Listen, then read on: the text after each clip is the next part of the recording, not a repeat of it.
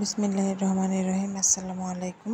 কেমন আছেন সবাই? আশা করছি খুব ভালো আছেন। আমিও ভালো আছি আলহামদুলিল্লাহ। তো বরাবরের মতো একটি ভিডিও নিয়ে হাজির হয়ে গেলাম আপনাদের মাঝে।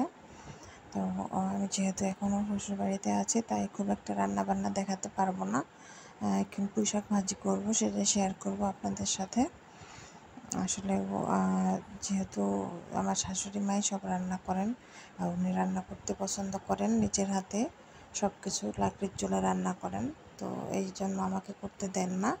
এমনটা না যে আমি করতে পারি না বা করতে চাই না, উনি নিজেই করতে দেন না। আর ওনার বয়স কিন্তু বেশি একটা হয় নাই। উনি যথেষ্ট স্ট্রং আছেন এবং নিজ সংসারে এক হাতেই সামলান সব দায়িত্ব। আমার শ্বশুরবাড়িতে অনেক কৃষি করা হয়, তাই তো মানে সব মানুষ দিয়েই করা হয়। আর উনি শুধু এইসব টেক কেয়ার করেন, মানে মানুষজন আসলো গেলো, কী কাজ করলো না করলো এইসব একটু দেখাশোনা করেন, এই আর কি। তো উনি অনেক বেশি অ্যাডভান্স, কি বলবো, আমাদের থেকেও। আমরা তো একটু কাজ করলে হাঁপিয়ে যাই, কিন্তু উনি মাশাআল্লাহ হাঁপায় না, আরও মানে যথেষ্ট এনার্জেটিক আর কি।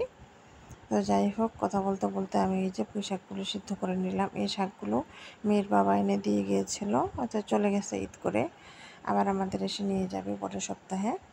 তো মেয়ে আসলেও মানে বাসি সবজিগুলো না একটু শুটকো শুটকো হয়ে যায়, মেয়ে খেতে চায় না। তো ভাবলাম যে একটু শাক ভাজি করে ফেলি। আরও আছে, অন্যান্য সবজিও আছে ফ্রিজে। তো আজকে এটা বের করলাম। তো ভালো করে সিদ্ধ করে এই তো পেঁয়াজ, রসুন আর এই যে কাঁচামরিচ, এটা আমাদের ক্ষেতের কাঁচামরিচ, এগুলো লাল লাল হয়ে গিয়েছে, মরিচ উঠায় মানে এখন শুকাচ্ছে চাটালে। তো এই যে লাল মরিচ দিয়ে ভাজি কিন্তু ভালোই লাগে খেতে। এই লাল মরিচ দিয়ে আলু ভর্তা করলেও খুব ভালো লাগে খেতে। আমি মানে কথা বলতে বলতে আর কি ভাজিটা এখন ভেজে নেব। খুব একটা পেঁয়াজ রসুনগুলো ভাজারও দরকার নেই, হালকা ভেজে নিয়ে আমি শাকগুলো দিয়ে দেবো, পরে সবগুলো একসাথে ভেজে নেব, ভাজা হয়ে যাবে।